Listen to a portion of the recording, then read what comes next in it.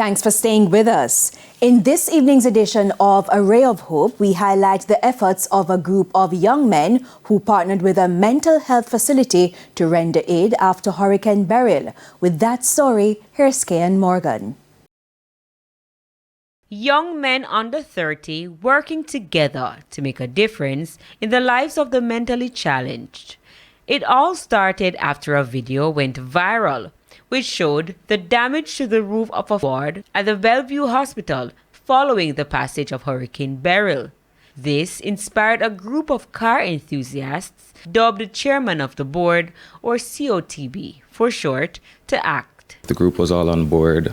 I told the group to contact their family friends. I contacted my family and friends, and in a matter of days we reached a quotation. However, when the group reached out to the facility, the roof as seen in the viral video was already being repaired. It was then they decided to shift their focus to the Hibiscus ward, where they donated 100 sheets of zinc. CEO Suzette Buchanan is excited the young men still wanted to assist, as other areas of the 163-year-old facility needed urgent attention. We had severe leaking on a number of wards. And so when COTB contacted us, we were happy and welcomed them on board as a part of our Friends of Bellevue group.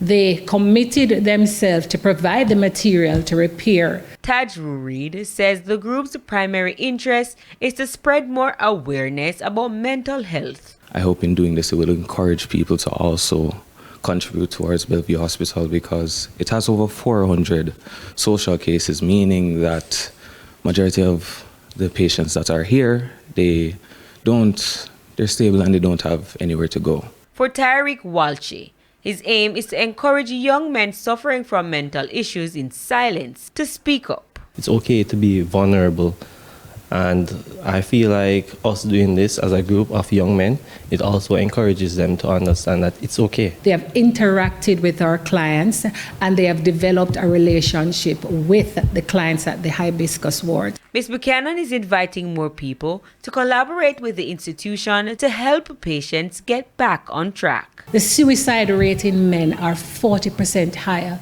than that of women. There's a lot of men that suffer from depressive disorder, a lot of young people. And so with these young persons coming on board to be a part of the movement, we certainly see it as a positive. It's saying to other young people, come on board, be a part of the movement, make your contribution in your own way. With A Ray of Hope, I'm Kian Morgan.